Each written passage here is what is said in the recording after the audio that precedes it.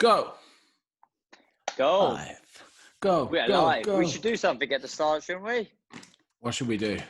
Let's introduce ourselves. Welcome Let's do to it. this episode of Short Combos. I am JC Warrior Light Cashman. And as Miralai, welcome to the show, guys. Hope you're all well. Hope you're all smiling in these crazy, crazy times. We've got a new segment. Should we start with our new segment, quote of the week? Did you come prepared? I've come prepared, but are you going to lead the dance for this one? Well, yeah, I think I will. I did a Yoda quote last week. I wanted to follow on with I'm going to go with a Bruce Lee quote this week. I think it's sort of fitting to follow Yoda. I was thinking I'll do it in a Bruce Lee accent, but I'll probably offend people if I did that, so I won't. It's not about what happens. It's about your reaction to what happens that matters. And I thought that was very fitting for the current climate of everything as well. Yeah, I like it. We've spoke a lot about not being too reactionary and being a bit more productive in approaching things like that.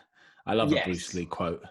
Yeah, it just feels like it just fills you with lots of power, I feel. Yeah, I wonder if there's a book of all his quotes, because he's actually got loads when you really look at all his interviews and stuff. I wonder if anyone's collected kind of all his wisdom into one place. Oh, there's a bit of homework for us. We can go find out. Yeah, for sure. Can't we? We're going to go dig that one out. I think that'd be a good one. My one, I had two. I'm going to go with the one that I picked up today. So this is actually from Denzel Washington, the actor. Yeah, and he says, Washington. I like a bit of Denzel Washington. He says, "You never see a U-Haul truck following a hearse. You can't take it with you." And that was I like that today. And he is basically talking about what really matters and what's really important. So, and for anyone from the UK who doesn't know what a U-Haul truck is, moving van. You never see a moving van behind a hearse. So I like that. I've not heard that one before as well. No, neither have I. It was a fresh one. That's why it stuck with me today. Should we catch up on the week, Az? I don't feel like we've caught up recently. No, it's been a busy one. So, restrictions back up. World's gone a little bit loop-de-loo again. I don't know what's going on in America. What's going on? It's Mad Max all over the place. I watched that film again recently. Isn't that just such a good film? Did you watch a new one as well, Fury Road? That's the one I meant. That's the one I rewatched. I need to go back and redo the Gibsons. The originals. But it's great film. So we've got to get a lever out ready. For sure. I mean, it looks like it, doesn't it? I don't know. It's a little bit mad. And I try not to now spend too much time thinking about it, because I don't think it's healthy at this stage to kind of ponder on it all too much. But, I spoke to someone else today, and we were talking about events and things that we would usually be organising. For instance, the Bristol Open. Do you want to hit a bell? That's a martial arts. That's a martial arts one. Bristol Open, for anyone who's not from that world, it's a very big tournament here in the UK of kickboxing. And the Bristol Open was planned for this weekend, and it's like we're not doing it. And it's like I was talking to this friend, and it's like, when are we going to be doing an event? And when you start to think about that, it makes you a little bit sad and a bit fed up with it all. But then we both said, look, you just got to live day by day at the moment, week by week, and just play it as it goes at the end of the day. Yeah, well, I saw European Championships are now cancelled. Yeah. And, it looks like all of this stuff could be in place for another 6 months. So you're looking, in our sport, we're looking at like British Championship, Irish Open, huge events that might potentially be not happening. And then, beyond that, things like the Olympics and stuff like that are all... Well, I read something that the Olympics said they were going to go ahead no matter what. It's like they were going to do it, but is there a no matter what that's going to stop it? It's like it's not going to just be Japan versus Japan, is it? Yeah, I can't see how they can do that. I mean, it would cost the world to be able to do it in a way that anyone would consider COVID secure. And there's certainly certain sports that without just putting them in a massive bubble for the whole time, there's just no way you'd be able to do it. So if they are going to pull it off, I don't know where the money's going to come from to manage it. Well, that said, I was going to bring it up actually. The NFL season has started. I should have worn I haven't got a white. Yeah, I have got a white NFL. I'm going to do that next week. I'll wear a white NFL top next week. The NFL season has started, and they have gone very much with a president that COVID's going to be around, and we're going to learn to live with it. And that was really, really upbeat for me to see. And nearly every stadium doesn't have spectators. There's a couple that have got like socially distanced stadiums, so instead of having 70,000 they have like 7,000 or whatever. So it's far reduced, and they are doing everything otherwise as usual. They've got a hell of a track and trace system. Everyone has a fob on, and they're doing everything that they should be. But it was really reassuring to see it up and running. And yeah, it's a big money machine. There's huge, TV coverage that they make from everything. But like the commentator, he was asked a few questions about COVID before the first game kicked off. Then he was asked a few questions about the whole Black Lives Matters and the political things that are going on in the teams and in the sport with that. And he answered them, fully and everything. And then he turned around and said, "Look, guys, I don't mind talking about this. It's all great what people are doing, for equality, and we've got to sort this whole COVID thing out. But I'm just here to commentate football today. I just want to enjoy football. It's like, let's just forget about the world and just absorb ourselves." And it was really refreshing to hear him say that, because that's very much what I'm trying to do with the things that I do, and what I miss, I suppose, about the sport. So I was going to say today about the impact sport has on everything, and not having it what it does as well. It's like when the Olympics were in London, there were a few people like, "Oh, it's costing so much money. It's like, what's it for?" But to me, the value of sport, I'm sure you agree. Oh yeah, and it's across the board, isn't it? Like you said, as a fan, you miss it. As someone who competes, you miss it. As a coach, you miss it. Yeah. Everyone, and even just people who just occasionally drop in and watch a bit of it or go to the odd game. I think we didn't realize just how a massive part of our lives it is, regardless of what level you play at or what level you take part in. It's a huge thing. And I think it's been a huge gap for a long time. So I welcome it back. I'm glad to see big sports starting to return and do their thing again. As if we're being as safe as we can be and using a amount of common sense, I don't see why it can't happen. And then it had me thinking about sport itself to talk to you, and it's like the health benefits, obviously, aside, people do sport to keep active and everything else. But what is it that draws us to sport? Like, I'm not a big supporter of teams, for instance. Like, I support an NFL team, and we'll talk about that next week. I'll wear my shirt. And I am seriously invested in our sport, the martial arts, from a coach, from a organizer, from everything else. So pretty much all my time goes to that. But I don't follow a football team. I don't follow any other motorsports or anything like that. If it's on, I'll watch it. If I'm around my brothers and he's watching a bit, I'll watch it. If the Olympics are on, I'll watch it. If the World Cup is on, I'll watch it. But I can always appreciate sport. So what is it? What is it that causes us to put two persons in a ring to fight, or to hit a ball across a net, or to race around a track or run around a track? It's like it's when you think about it, it's almost a bit bizarre, is it not? It is, but I think it's primal. I think it's just it's our natural instinct to compete, to dominate, to take over. That's just what we're programmed to do it anyway. But where the world is now not, I take over this bit of land, or I move to this cave, or I kill this dinosaur. It's now we've had to find ways of almost manufacturing it. So like a tennis game, I'm sure if you looked at tennis players in an intense game, they'd have the same adrenaline as two fighters. And, you know, there's Yes. far more risk for the fighters. So you'd understand why their adrenaline would be spiking. But with the tennis players, it's like, it's just a ball being hit over a net with a racket. But the association and everything, I imagine it brings up very similar kind of out of body experiences. And it's the same with the fans, isn't it? You see people just go crazy watching it because they get somehow emotionally invested. And it becomes like things like your tribe. You talk about your team, my team, my country, all of this stuff. I think it's important. I think it's why the Olympics is such a big deal. And why, we all become suddenly very patriotic for a couple of days and very GB-ish, and every other country does the same.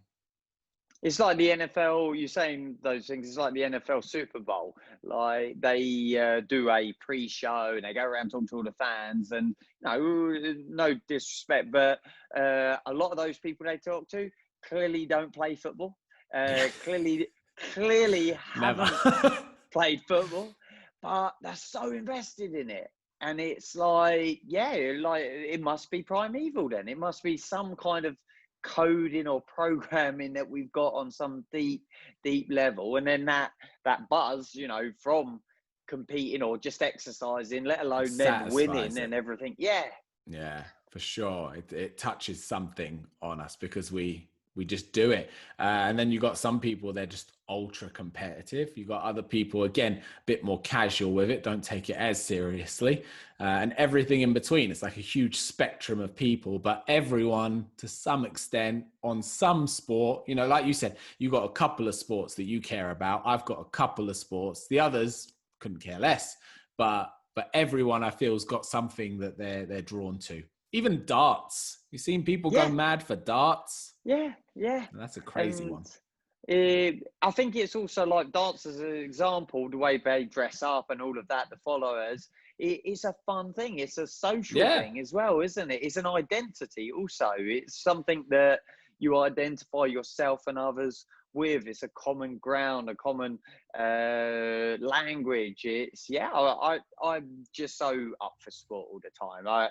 I think in our country, us English British people don't give enough to sport. If you compare compared to America, for instance, I know they've got their own different problems and everything else. We're not going into that, but they give sport such a higher presence, such a higher role. And I can remember a friend when we were leaving school, he went to work in the summer in a football camp out in America.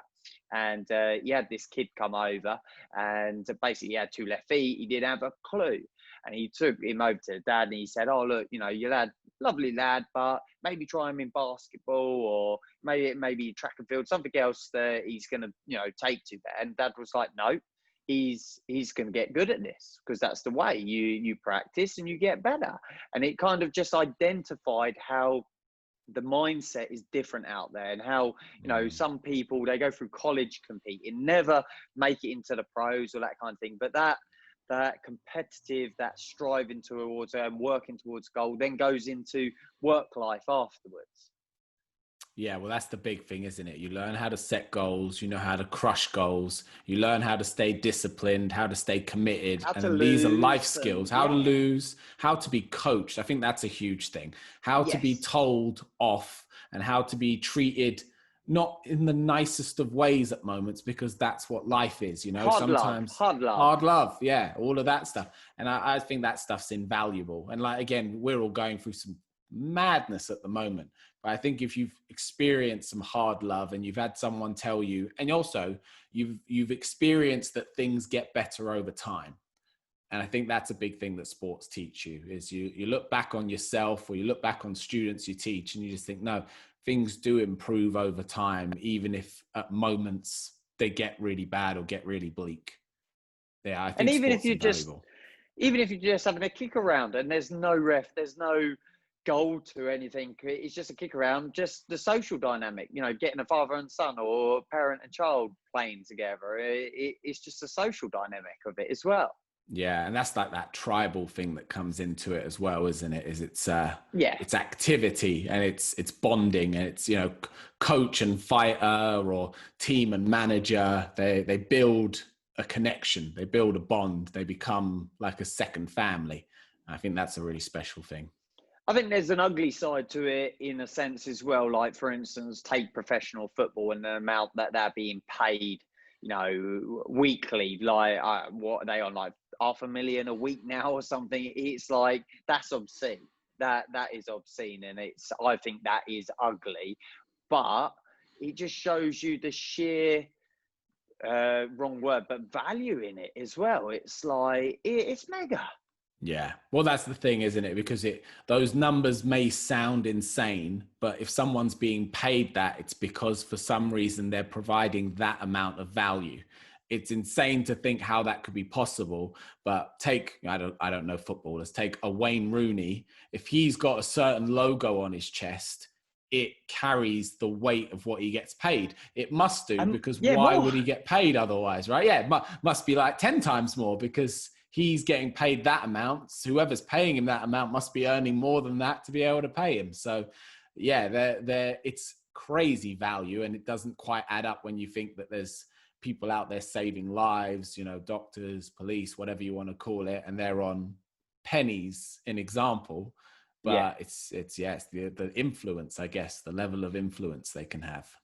Yeah, and on that note, there's a documentary on NFL teams, and it was following a quarterback, Cam Newton, when he used to play for the Panthers, and I think he was signed a deal for like 75 million, and the owners were talking about it, and he is just like, he's a big superstar, but he is still just a pawn in that game. It's like he is like you and I. Playing with, I can't even think of an example, just playing cards with sweeties, like a pack of M&Ms. He's like just that. So the colossal size, and I don't think many people really even realise. I hadn't even, until I watched that, really sat back and thought about it, that he's 75 million, which is mind blowing in itself. But that's just a penny in the bigger pot. Drop in the bucket. Yeah. Crazy. I mean, I don't know what the industry of some of these sports is worth. Like, if you were to just say NFL, what is its total worth?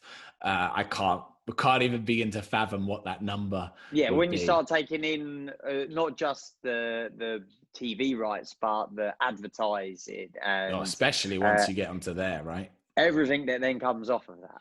Yeah, and it spirals so much, because take, for an example, one player's Instagram, how many followers they have, and then how much influence they have just by that one person sending out one message.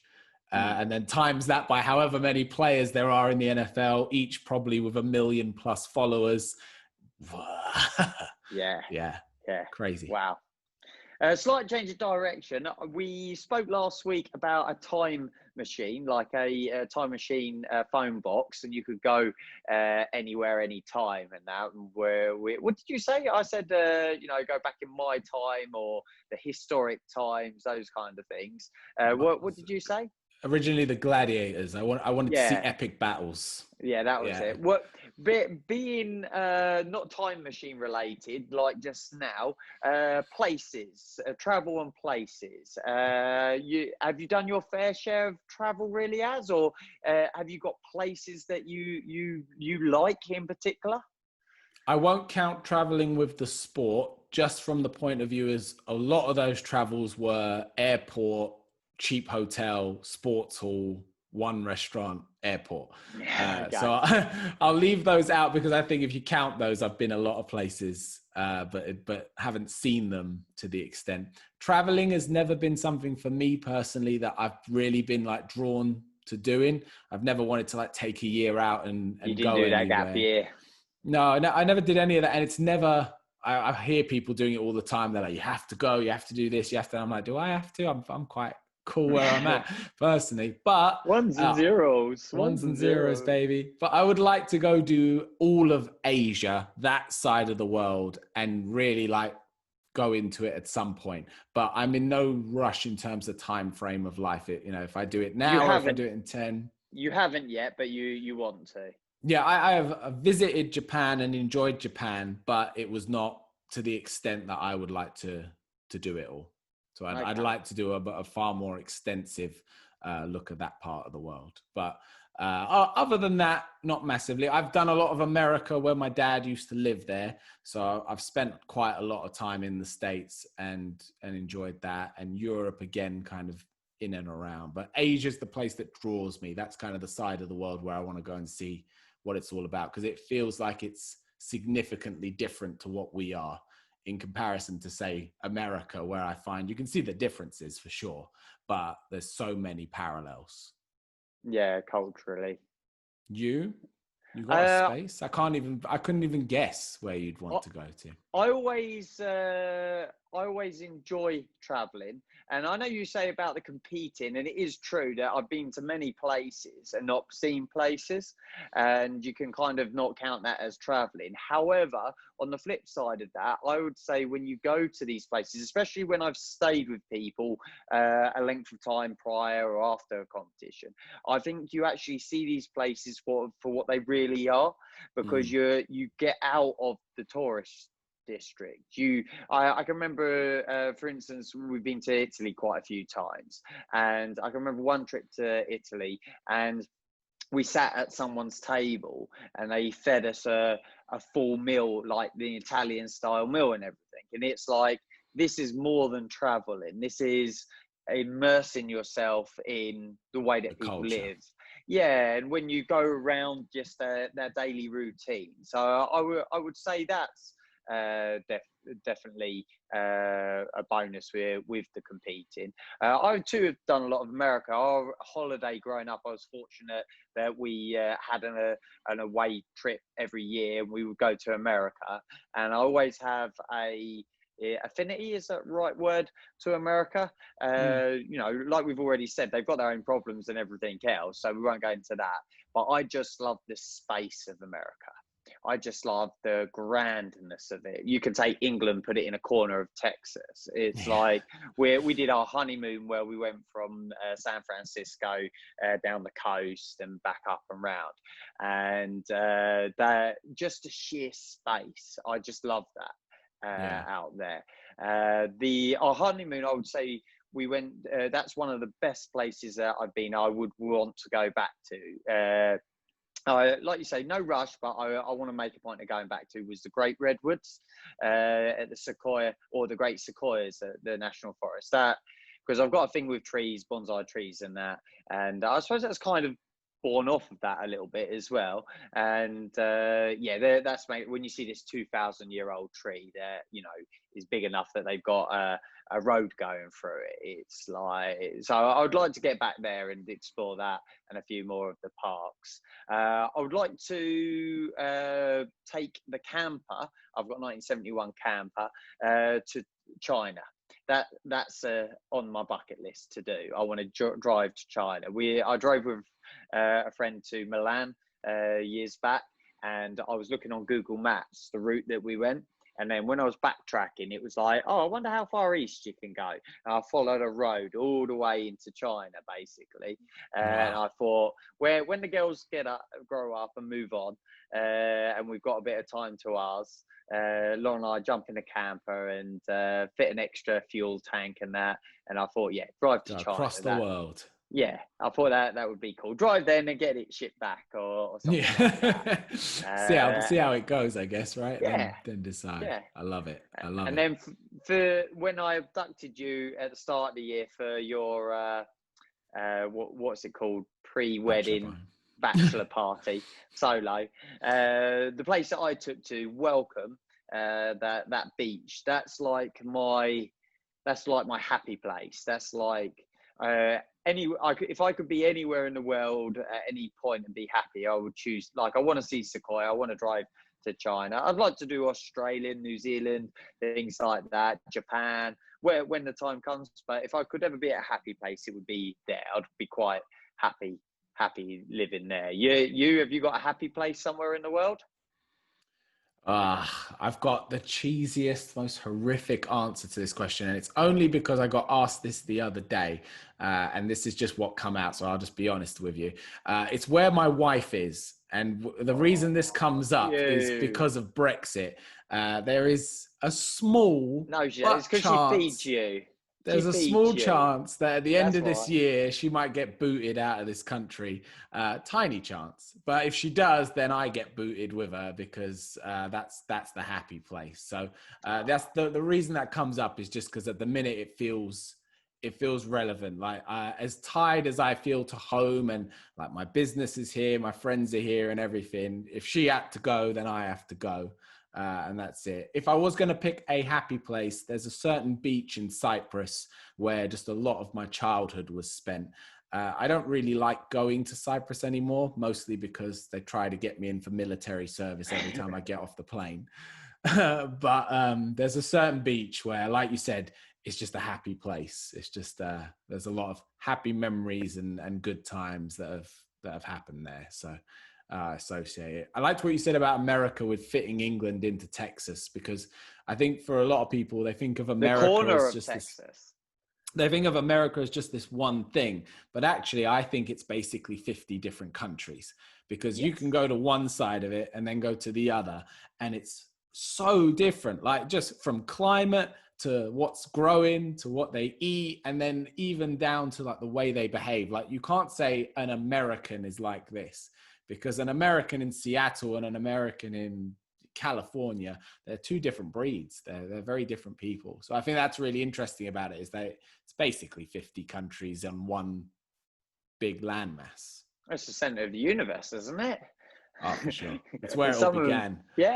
Some of them, they don't leave the country at all. I think the majority don't, do they? They don't have to. I got the stat. It's something like, it's ridiculous. It's something like 93% of Americans don't have a passport. No way. This came up the other day on a podcast. It's an insane number. Have never and will never and have no plans of ever leaving the country, which I think is a big part of their problem, is that, like you were saying about the immersion of cultures, they don't go anywhere and experience anything outside of their bubble. So they're very happy with their bubble. And then when anything comes in that threatens to disrupt it, they get very defensive very quickly. And I think that's where a lot of their issues stem from. That makes think off in my head, actually. Two things. One a bit further ago, but relevant, a bit longer ago, is I remember reading or hearing or seeing something about these tribes in, say, the Amazon. It was a documentary, actually. It was a documentary. Bruce Parry, is that right? The guy that would go and live in the jungle with different tribes and all of that. I'm pretty sure it was him or one of them. He was flying into his destination. He's like, I'm going to stay with the XYZ people. And they point down at these people, these like encampments down below. And he said, we have to fly over these really quick. You're not allowed to like ponder, and you're not allowed to take photos and that, because the people down there have never seen outside life. They are tribes, self-contained, that they would look up, and if you pondered too long, it would teach them how to make fire and that, and then they would take over the world, or whatever. But they don't know what a plane is. They don't comprehend or understand. And then he was going to try, but then this was recently, I think I read this, a guy, he was an expert on tribes and everything, and he was documenting this tribe, and he got killed. They shot him with an arrow through the heart, and he died. And they said the logging of all the forestry and everything is encroached upon their way of life and living, and they've just got really aggressive. So yeah, just what you said about the Americans being so insular and aggressive to the outside world, it's kind of a similar thing on a different kind of scale. Yeah, I think it is. There's an island in India, and it might be the one you're talking about with the guy who got arrowed through the chest. And they're part of India, but the president or the prime minister of India has announced that they are to just be left alone. It's illegal to travel there. It's illegal to fly over it because they will just attack you. They will just attack any outsiders who approach. So that island on its own just lives in its own little bubble. And a fun thing to do, I'll get the name of it for next week, is if you go on Google Maps and find the island, you know how you can leave reviews on Google? You can review the island. It's got about 50 5-star reviews and just brilliant little comments like beautiful beaches, great place, locals are a bit grumpy. Wicked. I'll get the name if anyone wants to have a giggle and check out those islands. It's well worth a look. Like we were talking about technology and different things. I wanted to talk about social media, actually, something I was talking to our eldest about the other day, but we'll leave that for next time. But that's a big one if we're going to get onto that topic. Yeah, we were talking about computers, for instance, weren't we? And how the evolution of that, you don't remember a time without a computer, and etc. I think in my lifetime, the same applies with travel. The evolution of travel, like my grandparents used to take my dad to Cornwall, and it would take a 2-day trip to get there. They'd go on a motorbike with my dad in a sidecar with a dog, and have to stop in a farmer's field to pitch a tent to then follow the rest of the journey the next day, just because you couldn't do it in one sitting. And if they spoke to someone like they lived in London, we're off to Cornwall, they'd think it was like another part of the world. And obviously we're not traveling anywhere right now, but the cheap flights and all that, it seems to travel has evolved, hasn't it?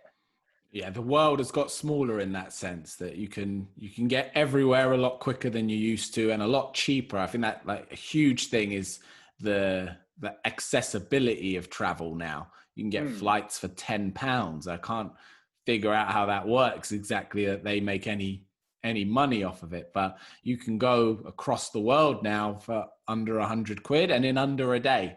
Whereas, we're talking not that long ago, it had to be a boat and it was going to take you months and you might die halfway across. Yeah, and they believe the Aboriginal or the Indians, the natives of America, that's the correct word, isn't it? The natives, when whoever was that arrived first of all, they didn't understand what a boat was out at sea. So the Europeans got off on the island or America, and they were talking to them. There was, this is probably a bit of fabrication, and they were saying, they were trying to tell them how they arrived, and the natives, they couldn't comprehend what a boat was. Yeah, it was like just that makes my head go boom, blows my brain. If you really want to hurt your brain, you then got to think about alien life, which is kind of the next frontier of that. And us not being able to comprehend, let's say an advanced life form comes here on a ship, and they're going to have technology and they're going to have stuff that we're not going to be able to have any comprehension of. Yeah. What about this? This is something I've always thought, is what if the aliens are around us right now? As in, we don't have a sense to pick up on them. So imagine like an ant colony is moving around doing all its thing. It doesn't have a sense to understand who we are. And if we pour hot water, it's a flood, it's a tsunami. What if we're in the same dynamic? We don't have a comprehension because of the scale or just that sense of it. Yeah, very likely. There's a great chance of it. There's like 4 different schools of thought of it, and one of them is that they choose not to interact with us, either because we're not worth interacting with, the same way you wouldn't try and have a conversation with an ant because you're not going to get anything from it. It's the same. So they're aware of us, but we're an ant on the floor. We're just lucky they don't choose to step on us or pick up the marble and flick us off the side of things. And then the others are that they put us here, and that we're kind of like a petri dish, and they're watching the mold grow, and they're just seeing what happens. They're not going to intervene, they're not going to get involved, but they're just watching. And maybe every now and then they throw something at us, COVID, whatever, cancer, and just to see. It's just an experiment, just see how they hack it. So yeah, let's talk about aliens next week. Aliens and a bit more travel next week. We're gonna go to crazy places. Wicked. Until then, make sure you follow us on what? Spotify, Apple Podcasts, Google Podcasts, Stitcher, for whatever that is, and a bunch of others. And of course, YouTube. You can comment, can't you, on these devices or something? Comment, you can like, you can leave reviews, you can downvote us, you can say horrifically mean things. How do you let someone else know about it? You can share it. You can post it to a friend. You can email it to people. You can text it. There's always a copy button. You can follow us on Instagram, on Facebook. We're all over the socials. We've got to get on Twitter, haven't we? We've got to get on Twitter. We're not on that yet. We need to get on Twitter. We probably need a Facebook page. We'll get there. We're getting there. You can do a TikTok. I reckon you should do a TikTok. I wouldn't even know where to start. Social media, that's the other thing. Let's start with aliens next week and then social media.